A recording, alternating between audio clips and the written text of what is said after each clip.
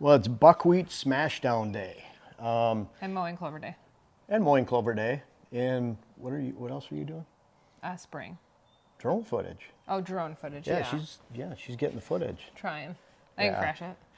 This is I've been smashing down buckwheat since it's going on 25 years now, and using it to plant lawn, clover, brassica, fall power greens, WHS mixes for a very long time, and we've really refined it and gotten better. You know, we've done this hundreds of times, hundreds of acres, really, literally, of smashing down buckwheat. One of the things we've already started today, done a little bit. I don't know if you noticed, but where the buckwheat is the highest and smashes down the best, there's the least amount of weeds. Yeah, like the Hermit was, the Gold Rush has a lot better buckwheat growth yield than what even the Hermit had. Hermit, we've always been struggling with weeds. Always. And so the only way we've been able to take care of those weeds is to use multiple strains of 2,4-D glyphosate, Liberty this year. So we're hoping we're getting more of a handle of it. We have it the last couple of years. Right. It's been better, but still we struggle with weeds. Yeah, with that buckwheat shows that true smother crop that really eliminates those weeds at the bottom. Oh yeah, and then when you get out to the blade, there was buckwheat that was this high. Jeez. When I was going through there. So it was at least 5 foot high and no weeds, pure, and it just lays right down. So a lot of you out there, when your buckwheat's not laying down, like we try to show in a lot of this video, you really have to be concerned with your weeds. Weeds are one thing, you know, timing of rain and growth, but let's get at it. We'll talk about our process, and we still have one major food plot to go, and it's our furthest one away. I was going to say the biggest and the farthest away. Yeah, so let's go get that done. Let's go. And you're on the mower right here. I'm riding the mower. Yeah. That's my car. And Wes is sitting here. He's the videographer right now. Yeah. And then this is Jen's ride. That's back my to the car. 67. So Yeah. I think you're going to go slower than me. So I better get going. yeah, you better get going. Now this is what it looks like when you have very mature. This buckwheat is about this high. Clean, weed-free buckwheat. And that's really what you want. It's best for your soil. And it's the best condition for you to plant a following crop into. It's a cover crop. You want it to be clean. That's why we don't like mixing things with this. Buckwheat is buckwheat. You buy it at your local feed store, find it where you can get it cheapest. We offer it as a convenience on the site, but when it's planted and weed-free, it lays down completely flat with a roller. You can see back behind me where some of that buckwheat is standing up. And that's because there were some grasses mixed back in there. We didn't use glyphosate with the Liberty on that first spraying, so that allows some of the grasses to come in. Liberty does great with broadleafs, which is awesome, marginal on grass. And so we add 1 quart of glyphosate to the Liberty, 2.5 quarts of Liberty is the combination, plus the 1 quart of glyphosate, and that way we totally knock out the grasses. But you can see what happens with weeds in the background and in the foreground here when it's clean, what it really looks like. And that's what you want. Again, you want that to snap right over. And what's really cool about the buckwheat, you know, we use Packer Max, 6 feet wide. It's very convenient. We work pretty quick at about 8 miles an hour. We spray and roll at the same time. Every other row around, I turn the sprayer on and then off, on and off. So we're really metered on that, how much we're spraying out per acre. But I can tell you, by experience throughout the decades, truck, car, lawnmower, ATV, UTV, tractor tires, lawn roller, Packer Max at 6 feet wide is my favorite, but they all smash quality buckwheat down.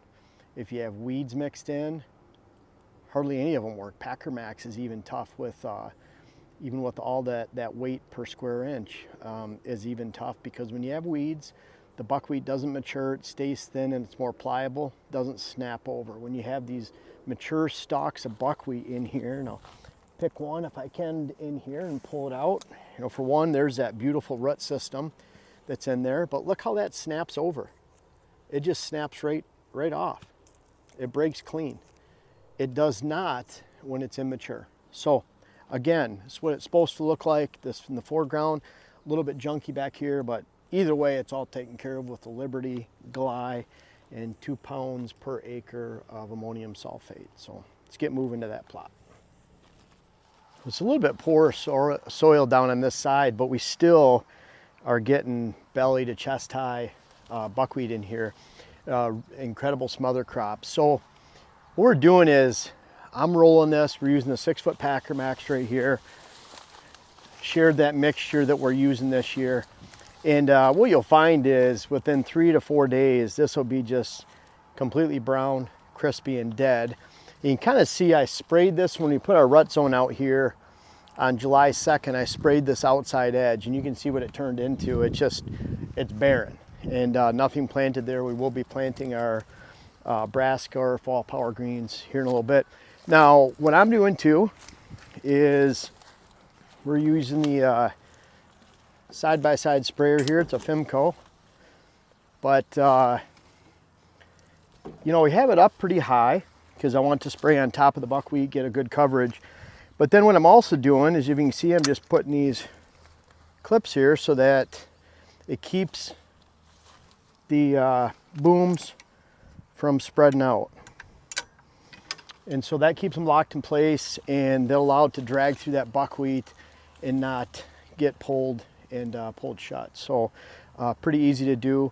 And I'll turn on the sprayer, I'll get righted here, and then again, every other row that I go around here, I'll turn the sprayer on. I'm also keeping a wide berth from our rut zone right here. You can see in the rut zone, this is a planting we did July 2nd. It's, I believe, July 17th right now? 16th. 16th? 17th, you're right. Sorry. 17th. So we planted this 15 days ago, and you can already see how well it's doing. We have beans in here, buckwheat, tillage radish, and peas.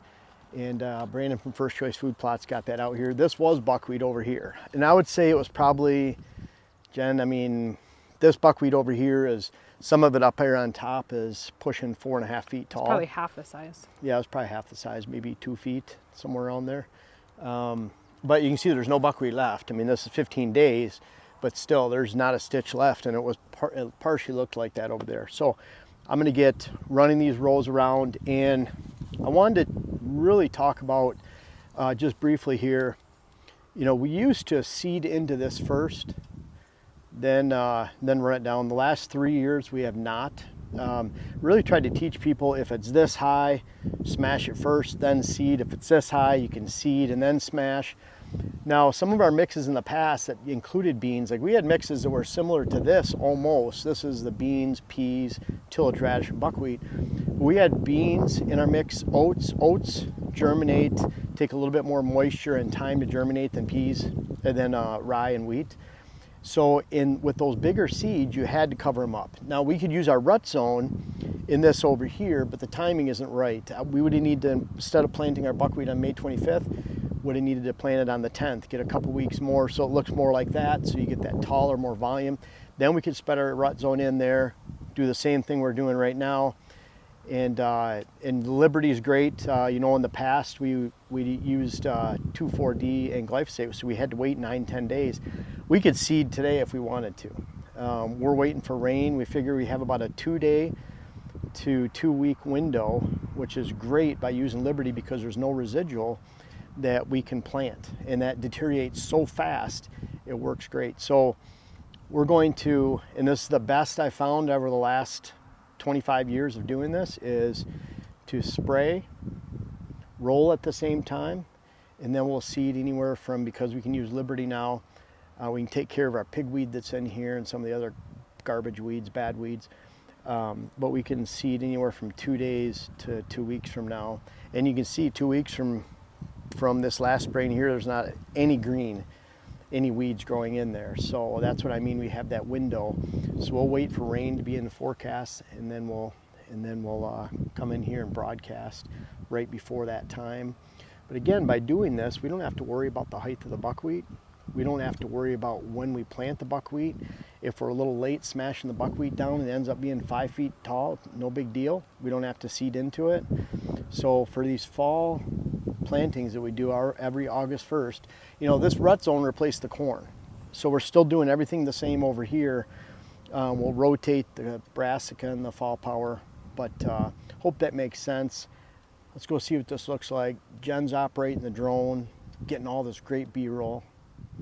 Thanks, babe. Yeah, and I'm gonna go smash this stuff down. It's one of my favorite things to do every year.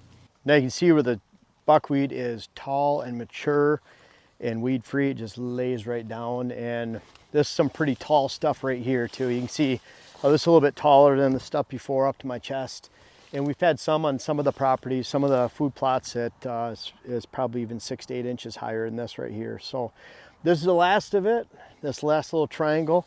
And we'll get out of here. But again, we're using a lot smaller seeds. This will break down, this stuff right down here. This stuff right here will break down into almost nothing within 4 to 5 days. It'll be crispy brown, and then we're gonna seed right into it. The seed blends, Nebraska, you can seed into this thatch right here. It germinates in that first good rain. And then our larger seeds of the food with the fall power greens, we've shrunk that seed size again so that we get better germination rates by seeding after, so you don't have to seed into all this garbage. This is really difficult to walk through.